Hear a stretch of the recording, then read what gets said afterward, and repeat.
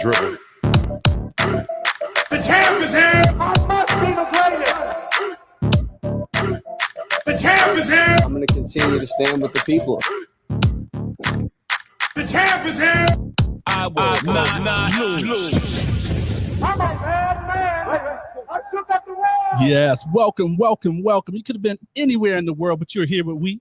My name is EJ, and I got my man, MH. Yes, he's a DB of the show, and we are Black in Sports, giving a voice to the culture that won't shut up and dribble. Here, interviewing the best professionals in the game and in the boardroom, covering it all, laughing at it all, while providing a platform to be heard. So you know what we do about this time. You know, we're going to welcome our guest in the building. So we had to take you up north for this one, all right? So he's an executive producer of betting content on Canada's #1 sports station network, all right? So I would like you, please clap it up for October's very own, Cabbie Richards. Cabbie, what's up, man? Glad to have you on the show, brother. Hey, thank you so much for having me. I'm glad you guys tapped in to your friendly neighbors up north, your brothers from other mothers up north, and let's get into it, man. Let's do it. Well, hey, how we start the show is we ask a shoot your shot question, man. And you're a man of many talents, man. But we want you to give us an exclusive story or just a quick story that you can come off the top where you went for it all, you bet on yourself, and you're like, you know what, I'm gonna shoot my shot. So it could have been with the ladies, it could have been in the career, it could have been, you know, in your background, in your backyard sports playing days, but give us a shoot your shot moment. It was 2009. I went to a golf tournament, and it was a Canadian golfer named Mike Weir who won the Masters in 2004 or 2005. He was having a charity event in just outside of Toronto. Steve Nash canceled. So like the next person for somehow on his list of people to call and invite was Michael Jeffrey Jordan. So we're on our way to the golf course. And as we're driving up, email after email, Michael is not doing interviews. Do not approach Michael. Mm-hmm. So my producer and I are like, well, let's just go see what happens. We asked one of the guys, like one of the groundskeepers, I don't know what they're called, but like, hey, where's the best spot? If we were to intercept Michael Jordan, where's the best spot? We heard media's at like hole 7. And the guy's like, go to the first hole. I'm like, cool. So we go post up at the first hole. And then Michael Jordan moves, like he changes the energy in a room. And we're on a golf course, but you could just feel when he was approaching because like it was like a sea of ants just, started, crawling up this hillside. So you see the people first and then Michael just appears. And it's like when you see MJ in real life, bro, you're just like, it's different, huh? Jordan. You know what I mean? Like the first time I saw, the only time I saw Beyonce, she walks in slow motion. Like she refracts light also. And like, you're like, that's the queen. There's an aura around Beyonce as though like you're looking at like, like sun flares or something like that. So MJ, so we know Michael's not doing any interviews and there's some other reporter showed up too. So I walk up to Mike. This is me shooting my shot. I'm a total stranger. I'm just a chubby reporter from Toronto. So I say, Michael, would you mind answering a couple of questions? He's like, well, I'm only going to ask questions for one of you guys. And I was like, okay. Well, then I said to the other dude who was like a news reporter, I'm like, well, why don't you go? Because like you probably have to get this clip back to the news desk so it airs tonight on your channel.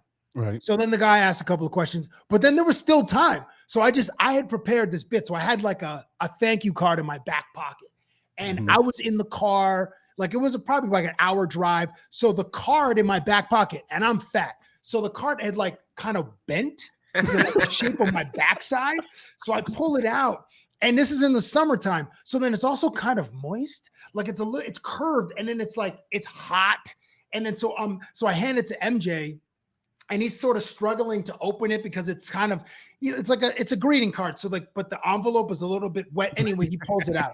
And on the front of the card, there's this. So people who are listening to this, I'm doing like the AOK symbol, like pilots in not the thumbs up, but like, where your pointer finger and your thumb are joined together. So it's like a circle and your 3 fingers. The way that people throw up the 3-point hand gesture after they hit a shot from downtown. Anyway, so that's on the front of the card. So the Michael's like, how did you know about this? I didn't know what he was talking about. So I just said, I know some people. I found out later what that meant to him, and I'll get that in a second. So in the card, I wrote like, hey, Michael, thank you for being awesome, because you're awesome. So he's reading this to himself, but there are 1,000 people watching our interaction, and on a golf course, it's completely quiet. Right. So he reads it, goes, oh, thank you very much. So then I narrate the card to the audience. I said, this is what I wrote to Michael. Thank you for being awesome, because you're awesome. And then thank you for making fat kids believe that they could fly too. And then people started laughing. And then this is where I shot my shot with Michael. I just and then I said to him, like, I just want to give you one of these. So then I hugged Michael Jordan. I'm 6 feet tall. MJ's 6'6". So then my head was just like right on his chest, like in between his balls. And then I'm feeling him, like I'm feeling his heartbeat, and I'm hugging this man. I'm like at the time like 260, like I'm a fat dude. So it's like I'm hugging for 1,000, 2 1,000, 3 1,000, 4 1,000. This is a long hug. 5 1,000. 6 1,000. Finally, MJ with his elbows like peels me off of 7 1,000, peels me off of his body, and then I'm like, thank you so much. And we talk a little bit more. So later on that day, I like run into him intentionally 2 more times for a quick like minute interaction. So I got like a 3-minute video out of it, and that was the time that I shot my shot, and it worked out. I didn't get punched in the face. I didn't get rejected like many times, like talking to good-looking women out there. I was fortunate that MJ was in a good mood, and like he let some fat reporter from Toronto mess around with him and hug him for a long time. That's a top. Gold, that's the gold medal. That's a gold medal to shoot your shot, bro. I don't know. Okay, go. Man. Take it from here, man. So there's a couple things that's coming to my mind right away with that, like Space Jam. What was the actor's name? That was kind of like Bill Murray. Bill Murray. No. Michael Jordan's like he was supposed to like watch Michael Jordan, and he was the fat dude. From Seinfeld. Dude. Yeah, that's what I'm picturing when you talk about holding him on the golf course. That's pretty good. Newman, I think. Newman. Yeah. And I know what you mean about Beyonce. You've seen her in real life? Yeah. So I went to an awards show here in Las Vegas when I was still in college, and they, the seat fillers, right? Yes. So I was sitting in the top deck, and they were like, does anybody want to be a seat filler? So it's me and about 300 girls running down there. I'm like, oh, whatever, I'll go down there. So they was like, somebody's got up. So I was sitting next to a lady with fake lips and fake eyebrows and everything. I don't know who she was, but she had money. But I sat next to her. No, I take that back. Wow. Not quite Cardi B, but yes. So I sat next to her, and Beyonce was doing the show. They were honoring her. She did a stage, and then when she was done, I was like, wait a minute, this is where she exits.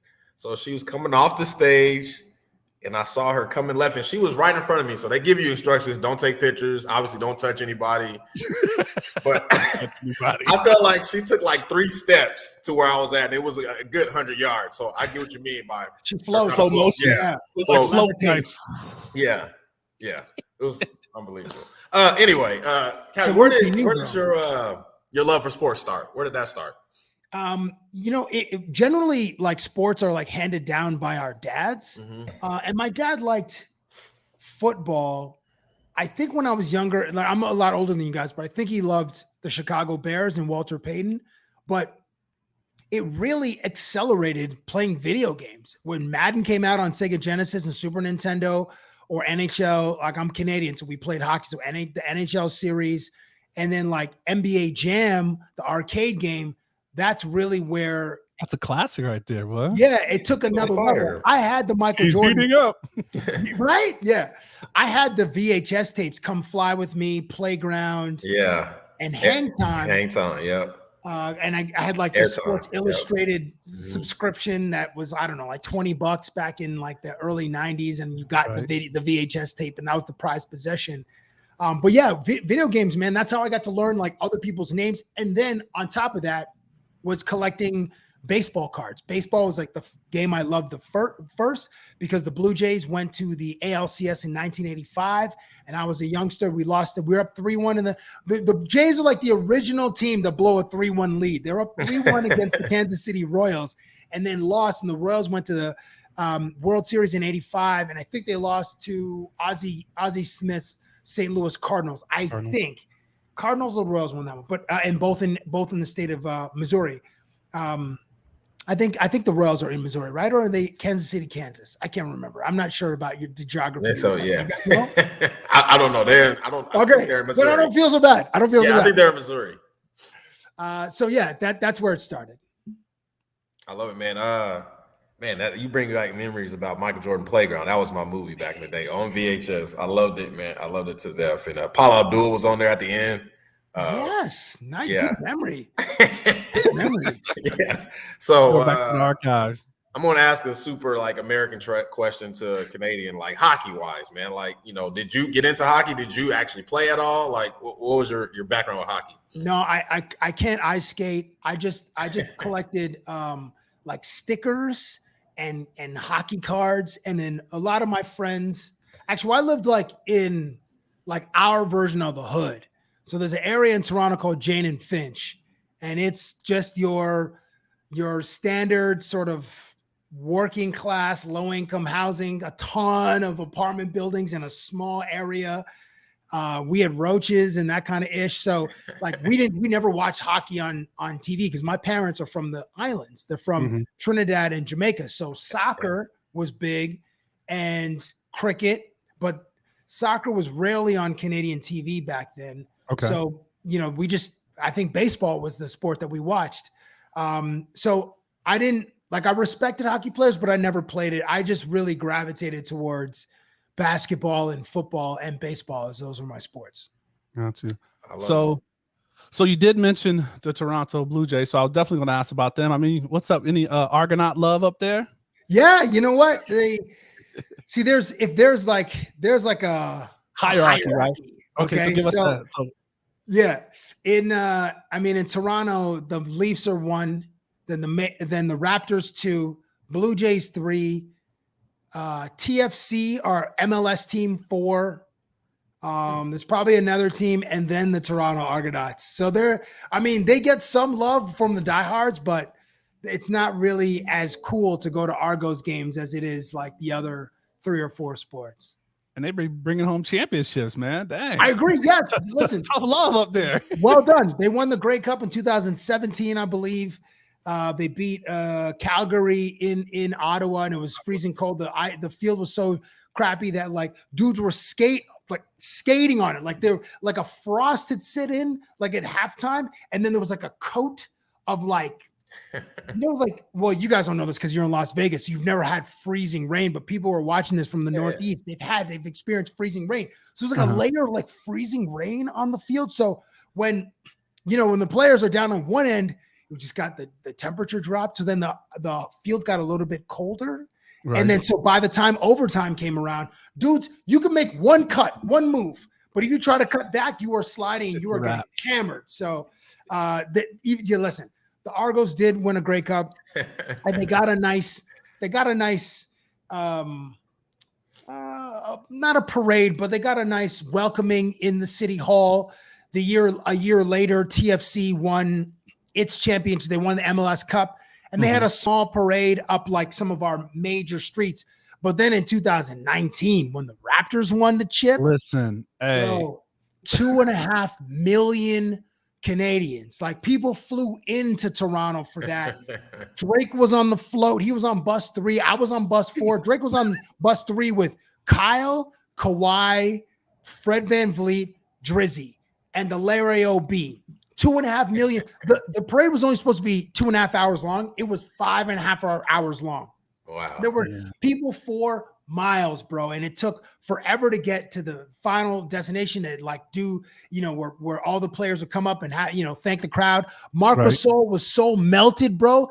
It, like one of his eyes was twitching. My guy had like 41 Bud Lights. He was like, he's the only player that did not speak because they're like, yo, he's too drunk. He's gonna make an ass out of it.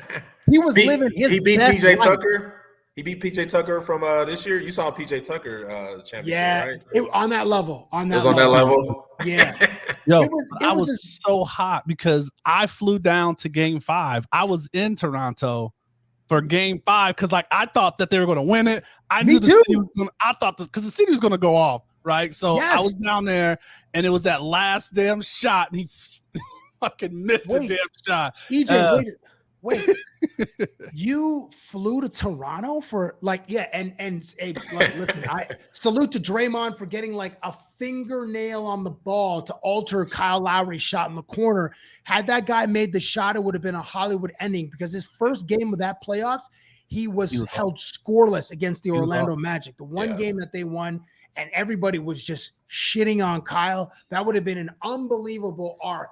Ending for him. Go from 0 points to the game winner in the finals. But bro, you flew to Toronto for that? No, I'm gonna give you what I did. I flew to Buffalo because I couldn't get into Toronto and drove from Buffalo into Toronto to make it to the game and was there at Game 5 and was just like in that whole energy because we just knew it was going to erupt, and he, like you said, missed that shot, but it was set up perfectly the whole time. So bro, that would have been. Was that your first time in Toronto?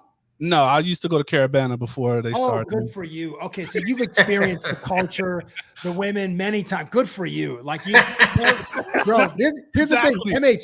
Here's the thing about Caravana. So it's the first weekend in August. It's a huge Caribbean festival. Thousands of Americans descend on Toronto, and girls, they don't check for the Canadian dudes. They check for the American homies because they're like, that was long time ago. You know what I'm saying? Yeah, another time, not now, but like not now. I used to, but no, it was a great time. Great time. Boy, remember those dances? Jeez, I've always heard about it, man. So it's great. Do you speaking back to the Raptors championships, man? Our championship.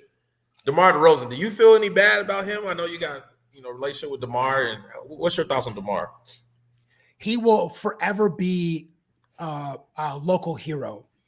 I think Kyle deserves a statue first, but if they built two statues and unveiled them at the same time, it would be a Kyle Lowry dish to DeMar DeRozan.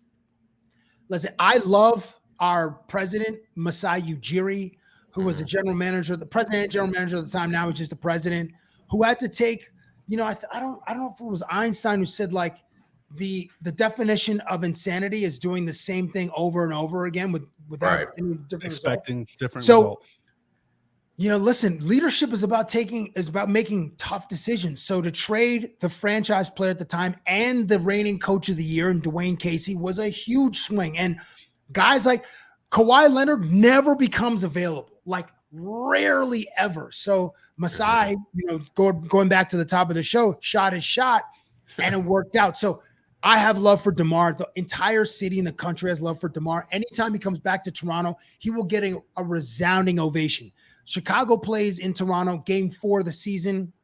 And he's going to get a standing ovation, probably a couple of minutes long, as he deserves. I mean, he was an awesome ambassador for the city, really embraced it. He's the homie, and like he just gets a ton of love. Drizzy will be there to give him a dap, probably give Lonzo and Zach LaVine a dap too. Yeah. And then hopefully we get the W, the Raptors, not the Bulls.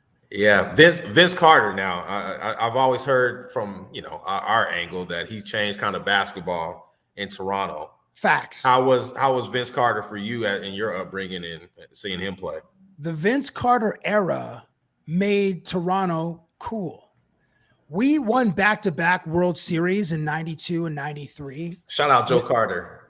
Yes, sir. Yes, sir. Game 6. Yeah. The greatest home run he'll ever hit. Game 6 against Mitch Williams in Toronto. And baseball was cool at that time.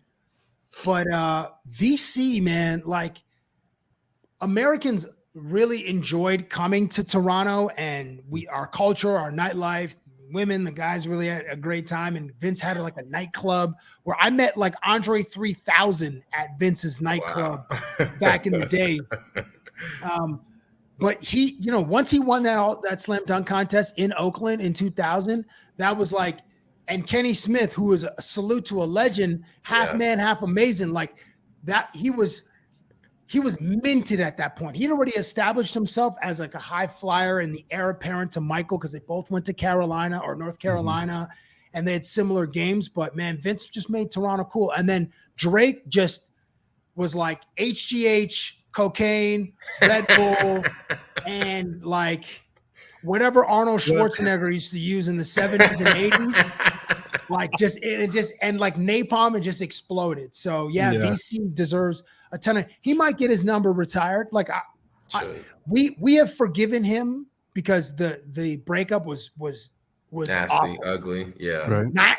And then like when he joined the Nets, the first time we made the playoffs with Chris Bosh, like they beat us 4-2, and I think they won Game 6 in Toronto. Like it was bad, and but we've since forgiven him. And when he came back with Memphis, Toronto did a video tribute. My guy got emotional, started shedding tears. Yeah. VC he's a legend and a G, and he's also cemented and he's minted in Toronto. Yep. That's dope. All right, so where was I here? So you didn't really play hockey. No, sir. Was there like everybody of our skin tone that just really didn't play hockey, or was there like a lament that like a push or something, right? Because like I know there's a couple people that are attempting to like push, hockey's for everyone and all of that good stuff. Was that just like the cultural norm there as well? Most of the Black people in Canada, we're of Caribbean heritage. In the 70s, we had a prime minister named Pierre Trudeau, who is our current prime minister, Justin Trudeau's father. He had very liberal immigration policies. So when I asked my mom, how did you decide Canada over the United States? She's like, well, my brother was already there in Canada, so it was just easy for me to go. And immigration was easy in the 70s. So a huge influx of Caribbean people descended on Canada. And then most of us stayed in Toronto, or most of our parents. So there were there were a few, bro, like maybe one or two a year Black hockey players from Grant Fuhrer, who was a goalie for the Edmonton Oilers, and they won 4 Stanley Cups in the 80s. Yeah. In the 90s, shout out to Kevin Weeks, who's still doing some media on the NHL Network. Yep. Kevin Weeks and George LaRocque and Mike Greer, Anson Carter. There's a few. Now there's about 15 to 20. So we have a few more, but it's really like first generation Canadians are the ones that are picking up the sport.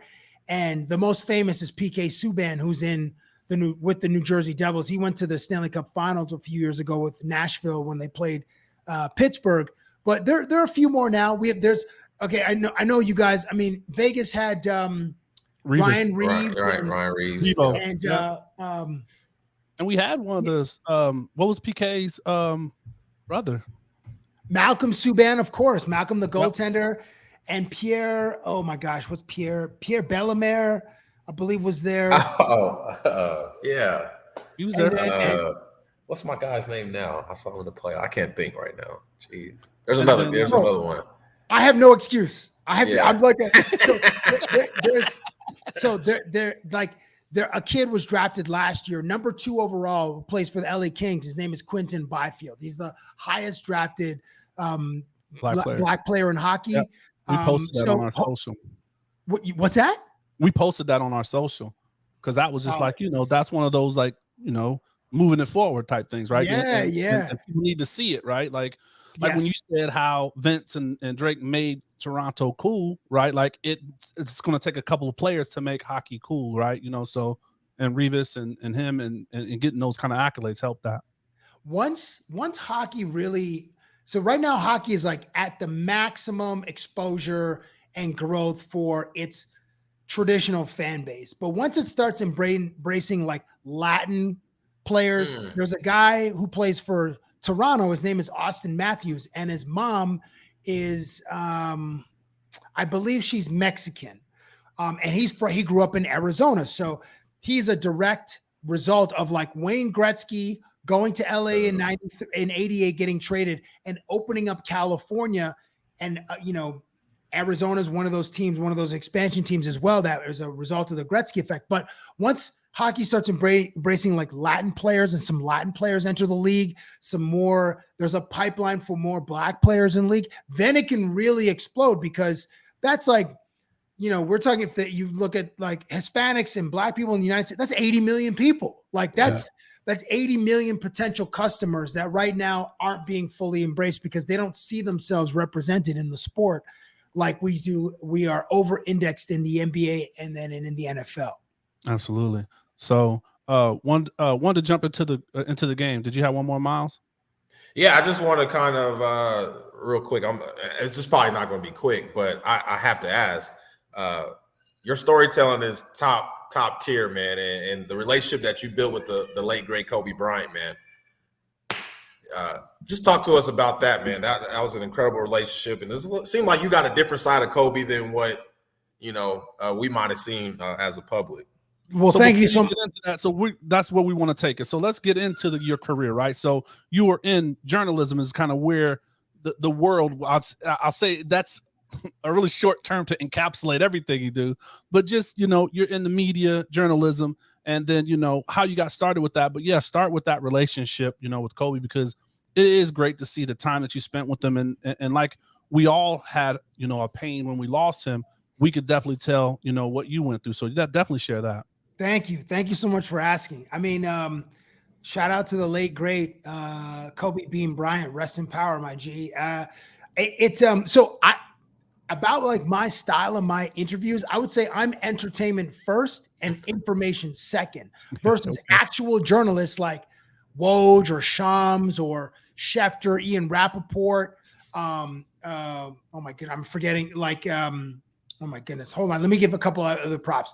I got to give props to like we can give Jesse props Washington. to McNutt. She was on the show. We got Amin that was on the show. Amin El Hassan was on the show. Yeah. Sick. Amin's awesome.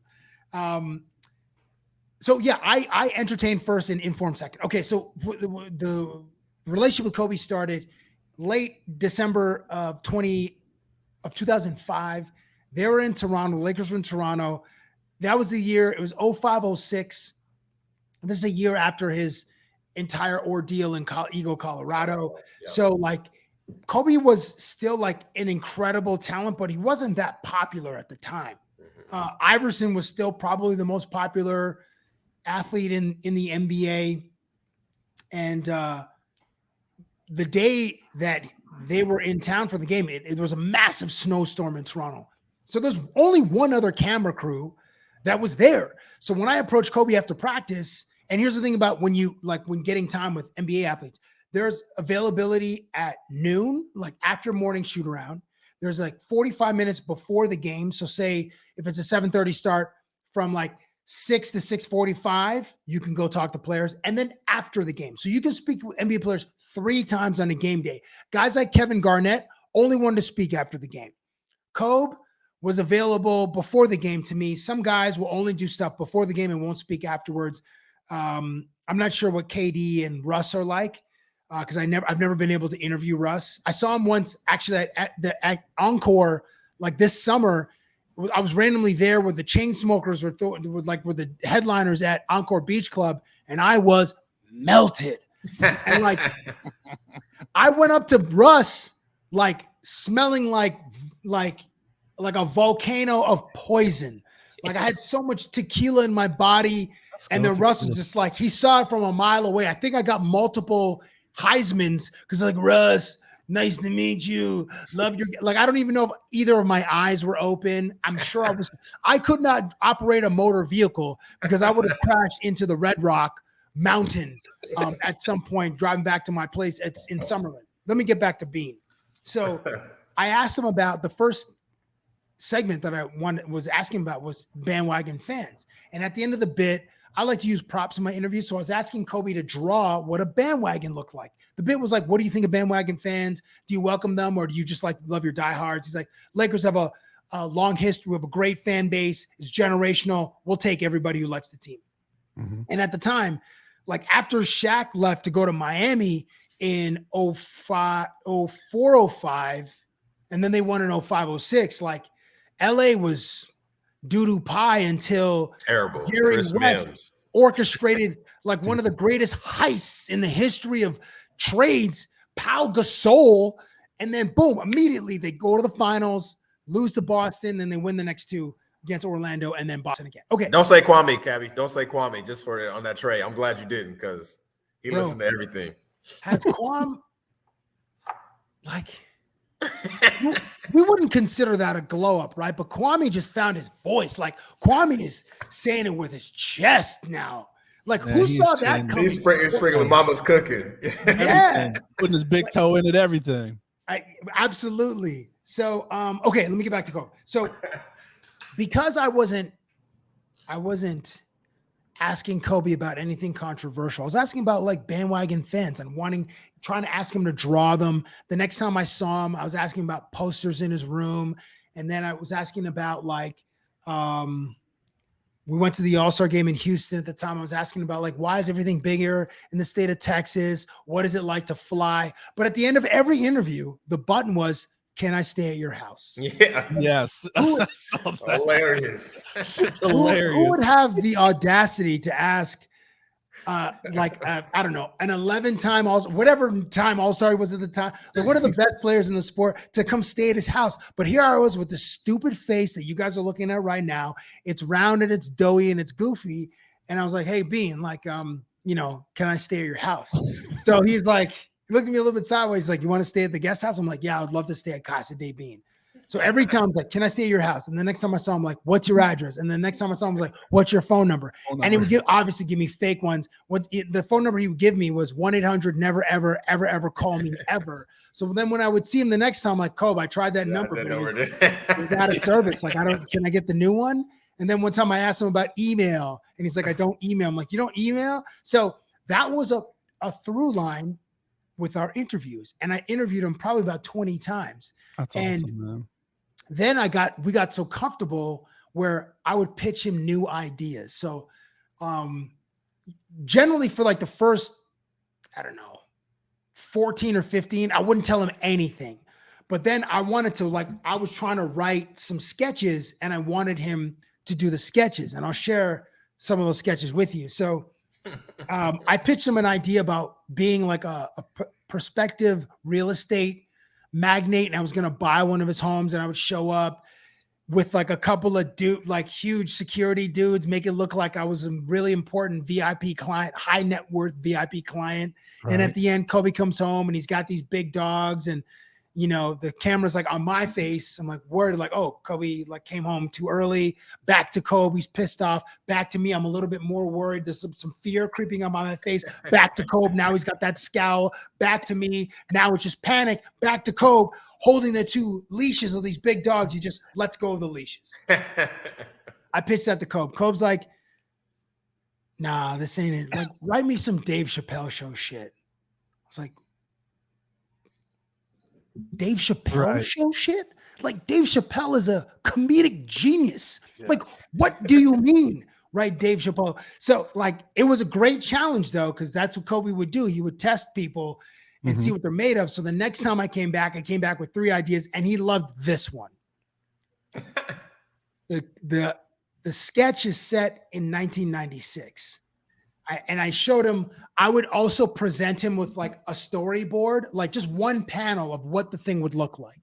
That's crazy. So it's a dorm room. It's like Duke University, because back in the day, at some point, he said he would have gone to Duke had he not gone to the NBA. Yep. So I'm like, Kobe, in this bit, we're roommates at Duke. What if you didn't go to the NBA?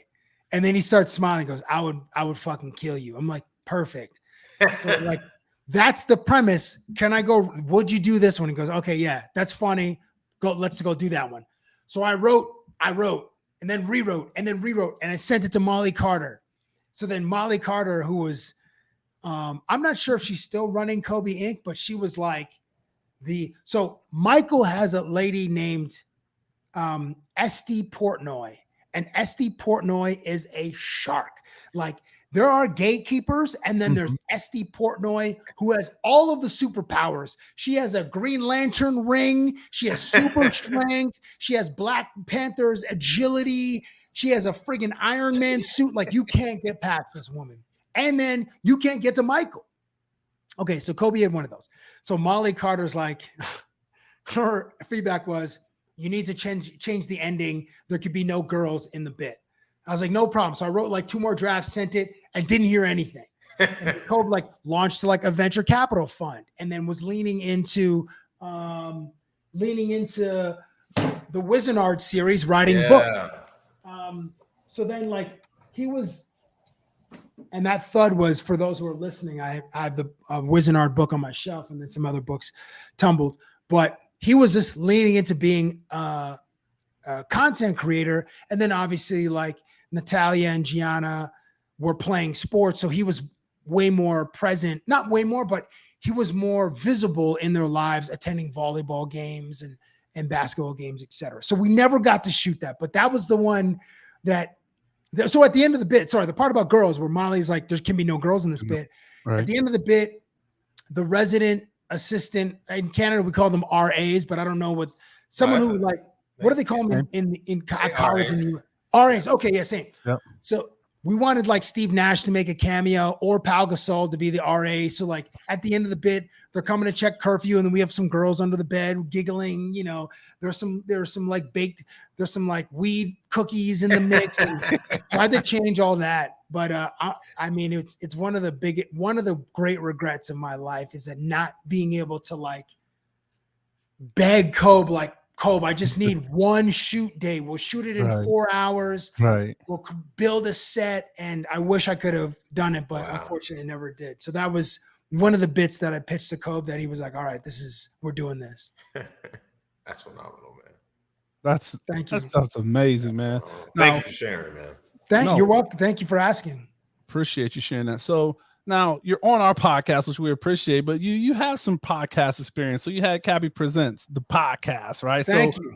What was the evolution? Where did that come from? And like, and how did you feel? Because like me and Miles always tell the people, like, it's been a joy creating this lane and putting this together. So share with us like the creation and what that platform did for you. So much like you guys, I enjoy conversations, and I enjoy conversations with people from different walks of life. It was mostly athletes, but occasionally I would interview some other on-air talents or whatnot. And the lane that I carved out for myself back in 2001, when I started doing Streeter segments, and salute to Al Shearer, his character was named Hits from the Streets on BET. I borrowed, I think it gave me the confidence to go annoy random people in the street. And he was really funny. Like when you go to Shout out the Hits on the Street. Right? Yeah, he was amazing. And like he would dress in different costumes. He would make fun of random people in New York. And then I think he was like a character on Punk'd for a couple of years. Mm-hmm. But I wouldn't make fun of people. He would make fun of people. And it was funny for us because we're just kind of jerks as the audience. But I chose to be self-deprecating because I thought it was a little bit more endearing. But in podcasts, like I love having conversations. I sort of took the Joe Rogan and Bill Simmons model of I wanted to have people in the studio because there's just a different vibe when you're in the same space as somebody. I mean, we're doing this remotely, and I could see your faces, but sometimes when you're doing interviews over the phone, you just lose. It's like you lose a couple layers of connectivity. So I didn't do them that frequently. I still continued doing interviews on TSN, which is the ESPN of Canada. And my segment still had the same name, Cabbie Presents. I just kept the same banner, whether I was doing podcasts or interviews. It was cool, man. But I really, I didn't pump them out consistently enough the way that Joe Rogan does or Bill Simmons. And I certainly, right now, huge competition for you guys are like former athletes that have a platform. So there's Darius Miles and Q Rich, but above them, there's Stack Jack and Matt Barnes. All the Smoke is amazing. Mm-hmm. And then I Am Athlete podcast with Chad Johnson, who I've worked with at Bleacher, Brandon Marshall, Fred Taylor. Like that one's excellent. And even amazing. Like in the pop culture space, when you have Noriega and Drink Champs, like that's Nori is a legend as well, but they have like that's more competition for us we're guys who are storytellers. We're guys who love having conversations. And listen, a high tide raises all boats, but it's still like sometimes a little bit rockier for us who are smaller boats and less cachet for athletes because they have a shared experience. So they feel a lot more comfortable speaking to a Matt Barnes and Steven Jackson versus us, but we can get there. So after a few years, once I left TSN, I did not resume the podcast. I'm going to resume doing interviews at my new spot at Sportsnet, but for now the podcast is on a lengthy hiatus. No worries. And we'll get into what you're doing now when we get to the next segment. MH, did you want to jump into quick hits really quick? Yeah. Cabbie, if ever, you don't seem like a person that would be starstruck, but you've hit so many people. So have you ever been starstruck? Yes. Michael, Beyonce. I was starstruck. I met Jay-Z a couple of times and I fumbled my words as though I was speaking to Beyonce. Hey, Hov, can you, it's like I was having multiple strokes, bro. Speaking to this guy at a Lakers game, just trying to do 35 seconds with him at halftime. And it was like, Hov is another dude who is my favorite artist, who I just have so much respect for and so much. I revere this man and his artistry. I was, I couldn't spit out a clean sentence. I would be starstruck meeting, your former President Obama. If I ever got to meet or interview Oprah, I would be starstruck. Ronaldo, Messi. The one time I met David Beckham, even Iverson, I was starstruck. But Beckham was like, was that at the game or no? That was you met him before that, the Lakers game. Oh, thank you very much. I met him. So I met him twice. Appreciate that very much. So once at the Lakers game, and then I interviewed him when it was announced that he was part of an ownership team to bring Inter Miami, the MLS team, to Miami. And I got about 5 minutes with him. And then I was, it's like Beckham. This guy was a global celebrity, like one of the most famous humans on earth. Obviously, we know how big soccer is globally. And then he was like the dude at Manchester United, which is like the biggest club in the world. So it was, I still get starstruck, man. Even Will Smith, who was a personal hero of mine, interviewing him, I was like, I was having multiple strokes. It was as though like somebody just threw sand in my mouth and I couldn't speak properly. It was a near disaster. If you had a top 5 Canadian athlete kind of list, who would that be? Of athletes that I haven't interviewed before, or athletes that are just in general, as a fan, as somebody you've interviewed or respect top their 5 Canadian athletes. Okay, so at the 5 Canadians, all right. At the 5, interviews. Oh my gosh, this is tough. Okay, interviews. We're gonna go in reverse order. So Christine St. Clair, who is our greatest Canadian female soccer player. She's at the 5. Number 4 is Alfonso Davies, who is a soccer player, plays at Bayern. I've interviewed him a couple of times when he played with the Vancouver Whitecaps. At the 3 spot, I would say, I know who number was. At the 3 spot, I'm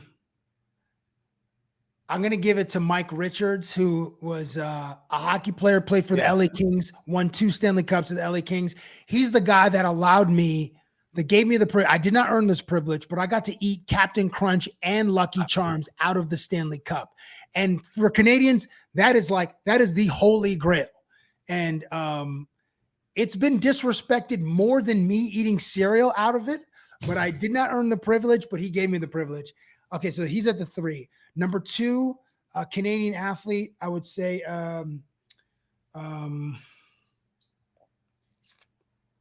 Wayne Gretzky, because of his status in the culture and what he means to get. Or Donovan Bailey. You know what? DB is a G. I'm going to give it to Donovan Bailey. He is as a G. And then number 1, Steve Nash. There was a time where I was at an All-Star weekend and because I speak my style, your audience wouldn't be familiar with my style, but it's annoying. Like I'm obnoxious. And I get really close to people because I want to feel their energy. And it creates a moment of awkwardness, which is uncomfortable for the audience, also uncomfortable for the athlete. But I like to break barriers and I like to disarm people by putting my arm around them or like putting my face against their face. I'm very weird. But like, because I want everybody to be my friend. And they're not all my friends. And a lot of people are like I've gotten the Heisman more than grown men, anyway. So I was in Houston. I was doing, it was All-Star weekend, and I was chewing gum because my breath, and Kyle Lowry recently reminded this. I went to Chipotle once doing an interview with him and DeMar DeRozan, and he's like, bro, did you have a burrito for lunch? I'm like, yeah. I can smell the onions on your breath. So I don't eat onions anymore because Kyle put me on blast, rightfully so. Because my breath smelled like delicious onions, but it's powerful. So I'm chewing gum with Steve Nash. And then, so I'm asking him, same bit that I did with Kobe, why is everything bigger in the state of Texas? This is 2006 in Houston. He was in Western Conference All-Stars. The room is packed with reporters, 12 or 15 All-Stars. Steve Nash is sitting down. I'm chewing gum. I'm asking him, hey, why is everything bigger in the state of Texas? I'm wearing a big 4-gallon, whatever gallon hat, like a stupid cowboy hat as part of a prop. The gum that's in my mouth, which is freshening my breath because it's spearmint and spearmint is delicious. It decides to fly out of my mouth. Steve Nash is sitting in his locker. The gum falls square into his lap, right in his bathing suit area. It was a direct hit to his manhood. So then there's that moment where we, exactly, a super pause. That moment where we both look into his lap and then see a white piece of gum there. And then we look at each other and he's looking up at me because he's sitting in his locker. He's like, did you just spit gum into my crotch? I am flushed with embarrassment. I'm mortified. The heat is starting to climb up my neck like zombies in what was that Brad Pitt movie where the zombies take over Earth? I have no idea, man. I have no idea. I can't remember, but the zombies have like breached the wall and they're climbing into the castle or whatever. It's when you're super embarrassed, your face, your neck starts to get hot. You flush, you start. That's where I was at. So then I have to decide, how am I going to get the gum out of this man's lap? Oh no, because it's sitting. It's a direct hit. So like I can't just reach into the man's lap to like. So I take off the stupid hat and I'm starting to swipe at the gum and it's not moving, but I'm hitting his manhood like it's whack-a-mole. And it's at 100 points, 200 points, 300 points. It's like Super Mario when Super Mario is breaking the brick and there's the coins are like ding, ding, ding, ding. So finally I hit the gum out of his lap. It careened somewhere into the dressing room. I'm so embarrassed. I leave. I don't even finish the interview.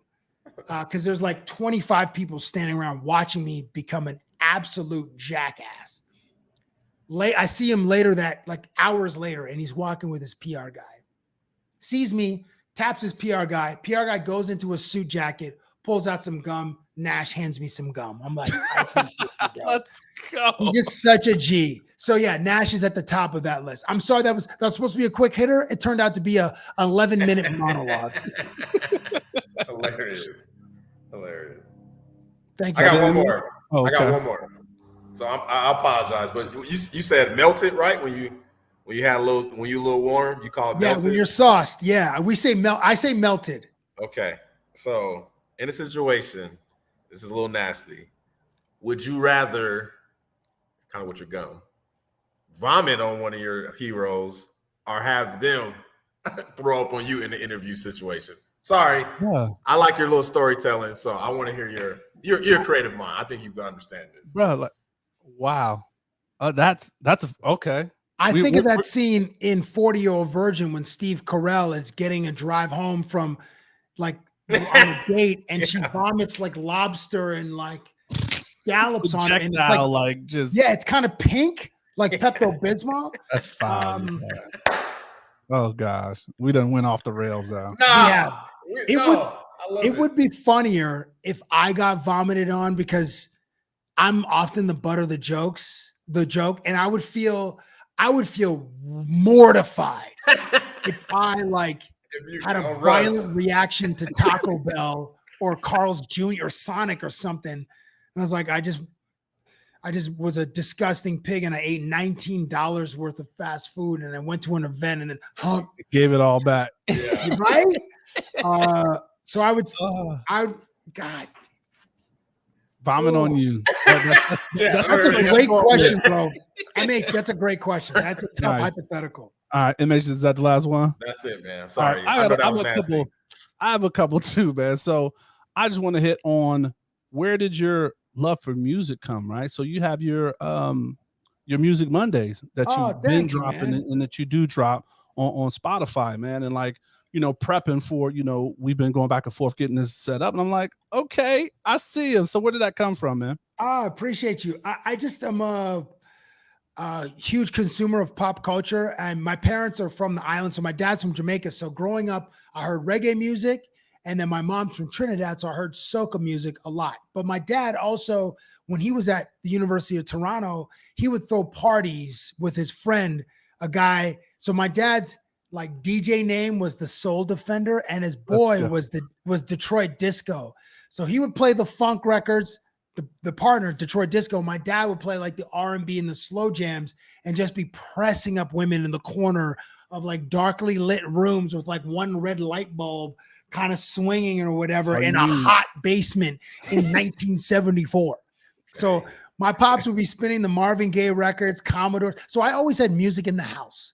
So and to this day, when I'm cleaning or first time when I get up in the morning, I'm either put on a podcast or I put on music because I just want to feel a vibe. Either I want to get information first thing in the morning or I just need a vibe. So music is the soundtrack of our lives, and I'm really into hip hop and R&B. That's the music that speaks to me most. So I put it out there.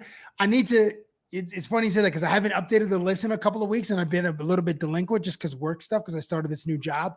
Right. But I will be updating that list very soon. So thank you for asking about Music Monday. It's a bit of a passion project and not everybody taps in, but occasionally people will be like, oh, thanks for putting me on to this artist or that artist. Absolutely. All right. So last one. So we want to get into the winner's circle so we can talk about this new job, why we lost you. But really quick.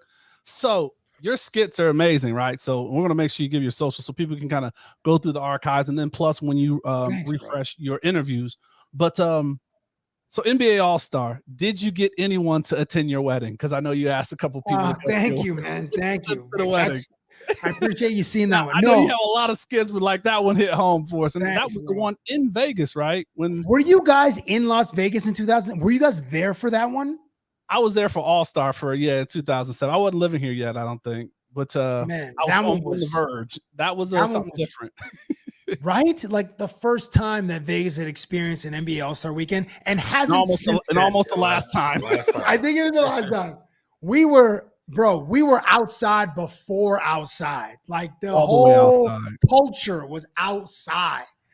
Hotels running out of chicken wings. But anyway, that's a whole nother story because my my cousin was a chef. Side note, it's funny you mentioned chicken wings. I went to an Atlanta Hawks 76ers playoff game this year. It was in Atlanta. It was game 3 or game 4. We went to Magic City on a Monday. Magic City Mondays. It has this huge reputation. The wings, underwhelming. I got the Lou Will, the lemon peppers. The lemon pepper Lou's wasn't. There were the reputation is Lou Will left the bubble and took fines to go eat some freaking chicken wings and probably see some tings. My guy had to, he had tings and wings. Absolutely. Yeah. Wings and tings and wings. But they were, it was first of all, you got to wait 90 minutes to get your wings on a Monday. At least. Magic City is the size of a locker room. It's tiny. You guys have Sapphire and Spearmint Rhino, big clubs. Magic City, bro, is a small gymnasium. It is small. Man. You been there? I know. Yeah, I've been there. I got made fun of. I didn't know. Me and my homeboy went, and I didn't know where to sit because it is so small. And I accidentally just walked into the VIP, and they was like, "Who this broke ass in the VIP?" It's like, "Oh, my bad. I'm just trying to get some wings. Honestly, just find somewhere to sit down." Yeah, and the place is so small, you don't really know where to stand. You just try to find a little bit of real estate to stand, and then you might be up against the bar getting a drink for your homies, and then the girls are just doing dances like right up at the bar with on a dude. There's no like there's one VIP section which is like encased in glass. Correct. But you got to be Future, you got to be Jermaine Dupri, you got to be freaking Luda, Drake, Lil Wayne to get up there. Like you said, MH, like if you're not one of these 7-figure, 8-figure dudes, like you're not getting or like the local dude who moves weight, then you're not getting up there. So it was D boys. They always have to play a role. All right, so rewind and to bring it back. So did you get anyone to attend your wedding? No.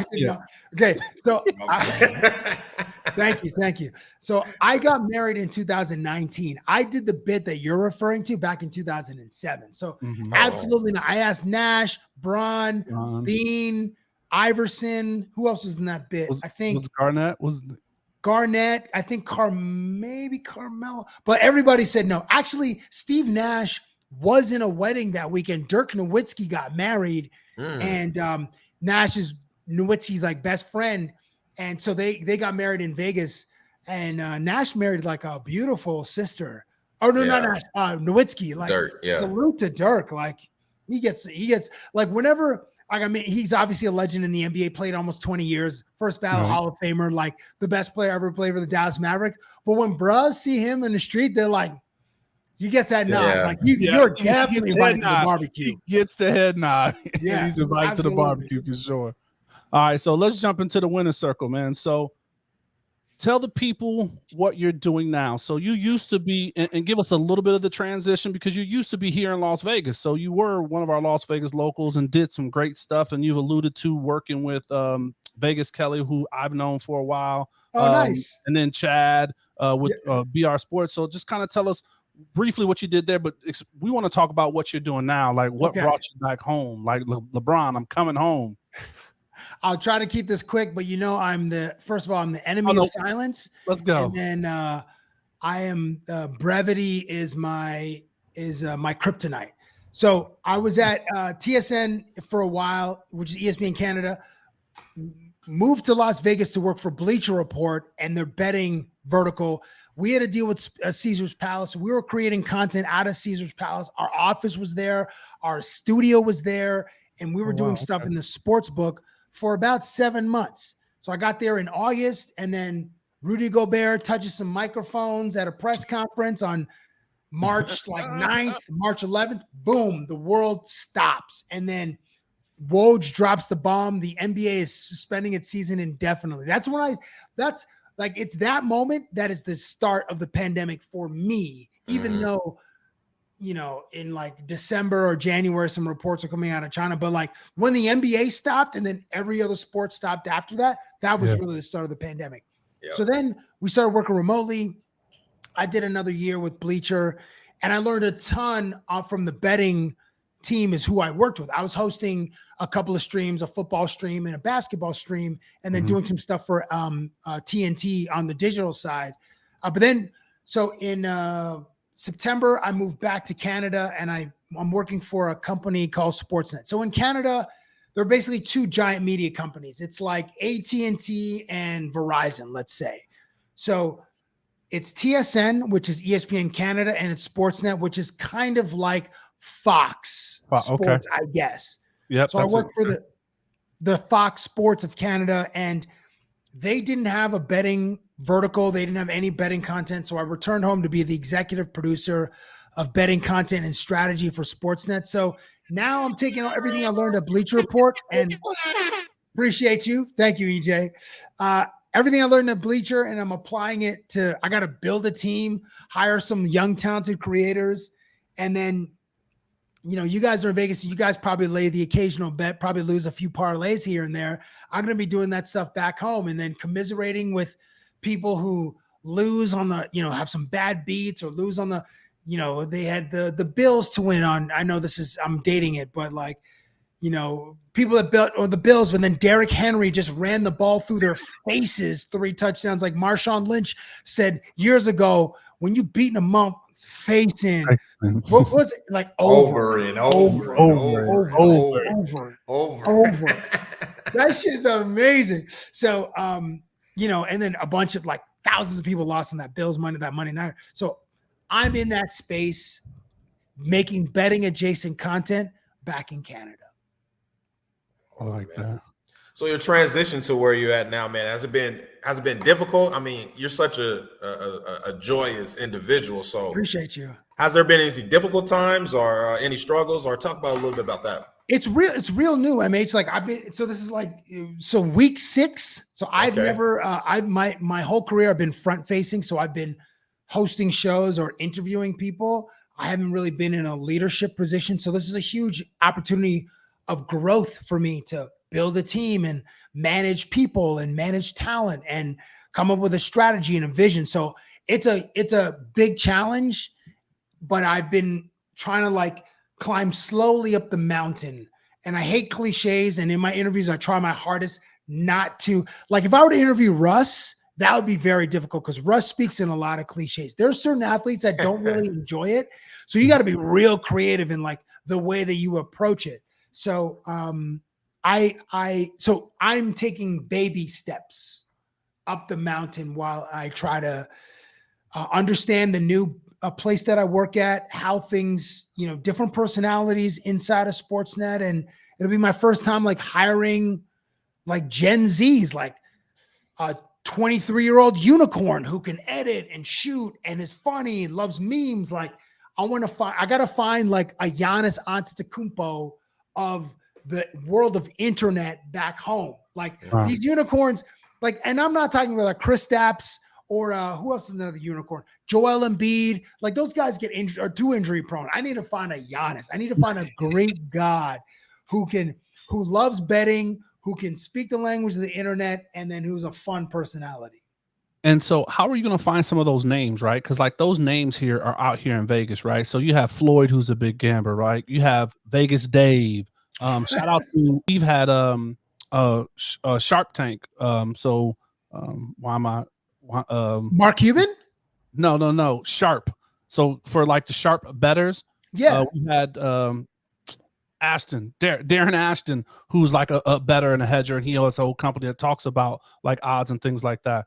So betting is huge now. How are you like ingraining and finding that like that neighborhood or that vertical there? You know what I mean? That's a great question. And the sharps are hard to find. Many of them don't want to be in the media or on the internet, or because they make a lot of money and they're not trying to alert the IRS like, I just bet 400 grand on friggin' Georgia to blow out Kentucky, or right, you know, they got a future on Appalachian State to win its, you know, conference, or the USLA and the Pac-10. So that part's tricky because there are bettors in Canada, but we don't have sharps who can move the needle like you guys do in Las Vegas. You know, working with Kelly in Vegas, Kelly Stewart, she was awesome. And she has access to these sharps, but a lot of them don't want to be in the public eye because it just brings a lot of attention. So you mentioned Darren Ashton. I don't know that individual. I'd love to speak with him. Thank you very much for dropping that name. Vegas Dave, terrible. He has a terrible reputation. Not someone that I'm probably going to want to do business with, but I have a couple of friends who are in the betting world in Vegas. So I'm going to try to lean on them to like find like the one person that'll be like, all right, I'll go talk to Canada. I like it. Hey, if you guys know any sharps, please let me know. Cause I would love to have conversations or have some of these guys appear on, or women appear on our verticals, are lit either the TV station or digitally up in Canada. Now, has the gamification of sports betting helped the whole narrative? And then like, are you going to kind of start focusing? I mean, being a video gamer, you said that's how you got your love, you know, for the sport. So kind of intertwining that. I mean, hell, let's drop another gem, right? You you voiced a video game, so you got a celebrity credit of voicing a video game under your belt. But did the gamification of that really, of sports betting help the kind of cause and Yes. for the growth? We found a huge growth. I say we formerly at Bleacher, huge growth opportunity in like certain markets. The audience, as you guys know, have ADD. They have like ADHD. So we are competing right now as people are watching this. If they're watching this or listening to this at this point, like they might be doing something else. They're on the commute or working out or something, but we're in the attention economy. We as content creators are competing with not only Call of Duty, but we're competing with Netflix. We're competing with whatever game or Spotify is on. And then we're competing against like group text and Instagram and iMessage. So it's really difficult. So as far as gamification goes, it's like, how do you reward the audience for engaging with your content? One of the strategies at BR was like, we created content where we could celebrate the audience. So like whether it's an IG live stream, and shout out to my dude, the young homie, Greg Ivory, who would do something called Winners Only Wednesdays, an Instagram live feed where he would just like ask for picks. And then he would either, if a person was too long, he'd like cut them off, but he tried to get a bunch of people in the feed, or on our premium shows, our streams, we would surface comments, but then we'd also go for quick resolving bets. So in basketball, somebody created something called a 3x2. Will there be 2 3-pointers scored in the first 3 minutes of a basketball game? That bet is resolved in 3 minutes. Like that is super fast. Yeah. We did one in baseball called attention. That's dope. Okay. We did one in baseball called the Nerfy, no runs in the first inning. So we would bet that there would be no runs in the first inning. And in the beginning of the season, Nerfies hit all the time. Towards the end, as baseball is just like a home run sport, we were getting clobbered. But bets that can resolve within the first 5 or 10 minutes of the game, we found a huge boost in that. And the audience, that's how we gamified our content. The audience really responded to it. So I got to do similar things in Canada and find different ways. I can't just bite what we did at Bleacher. I got to find some stuff for like hockey and also like football and basketball, but just figure out ways to come up with something original. But same principle, quick resolving bets that satisfy the short attention span of our audience. And it's an easier way to get into, right? Because people don't know shorts and second halves and, buying points and all of that. Like that's why we see definitely for Super Bowl here, we see the prop bets. Like it's ridiculous. You go to like the Westgate or any, your local casino, and there's like 15, 20 pages of like all the prop bets you can have. And like you said, it definitely makes it more entertaining. It's quick because like they have the coin flip, right? That's happening before the game even starts, but it's like action just to keep you involved. So, all right, man. Well, we're transitioning, man. We're wrapping this up, man. This has been amazing. This is a part of the show we call the assist. So this is where you get to drop a coaching gem. You get to pass that dime. So just give us either words of wisdom, a quote that you live by, or something you would tell your younger self. Just some words of wisdom, man. So go ahead and give us that gem. The quote that I live by is, don't tell me about the labor pains, just show me the baby. The audience doesn't care about how hard it is for you to do something. They just want to see something new or consume something new. Nobody cares that the iPhone has parts from 65 countries, like the scope of like the supply chain that makes your iPhone. Nobody cares about that. Or unfortunately, some people lose their lives in these sweatshops making your new J's, your 4s or your 5s or your 11s or 13s. They just want the new thing. So even when making content, which is very hard, is even more challenging, nobody cares. Just focus on the final product, make it hot, and then hopefully it'll find the audience. So that's what I live by. Don't tell me about the bathwater. Don't tell me about the labor pains. Just show me the baby. There it is. MH, wrapping up, man. You got any final thoughts? Yeah, Cabbie, I think we had a live show about this a couple weeks ago, man. Same thing that I just that quote exactly. No, you were talking about information. So, okay. Do we have access to too much information? Don't start this. I already won that conversation, man. No, you didn't. You didn't win. You just played drops with it. You didn't. That doesn't mean you won. Do we have final thoughts, MH? Is that your final thought? Yeah, it definitely is. I love that we have access to so much information. The thing that I loathe is that information has been politicized. Certain information has been used to divide us, where there's information that could be empirical facts are now tainted with a left or a right perspective. And that part sucks. But I love that we have the most information that humans have ever had just on these devices, these computers that are in our pockets, our phones. Absolutely.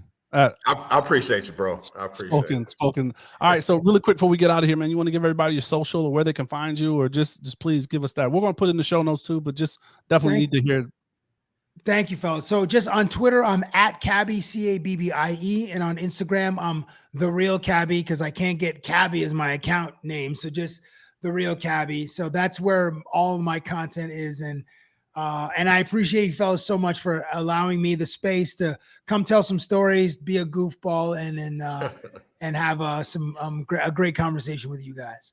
Absolutely. So we'll definitely put all of that in the show notes. And, Cabbie, thanks again, man. We really appreciate you for hopping on with us and having fun, man. It's just that vibe, man. And you're definitely an update show. We need to kind of figure out how you're doing after you get settled and all the great things. So however we can support, man, the Black in Sports audience is definitely here to support you. And we want to thank you also, our listeners. Hope you enjoyed the show.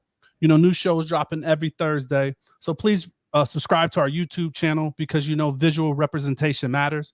Or subscribe wherever you listen to podcasts. And please stay safe, practice gratitude, and know we're rooting for you.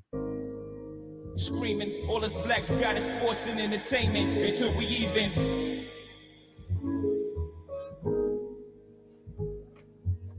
Assuming I'm rooting for everybody that's black. Yeah. Yeah. Assuming I'm rooting for everybody that's black. Look. Assuming I'm rooting for everybody that's black. Spent about 2 racks on handmade new rags. Assuming I'm rooting for everybody that's black. That's everybody from sports to college class to rap and back.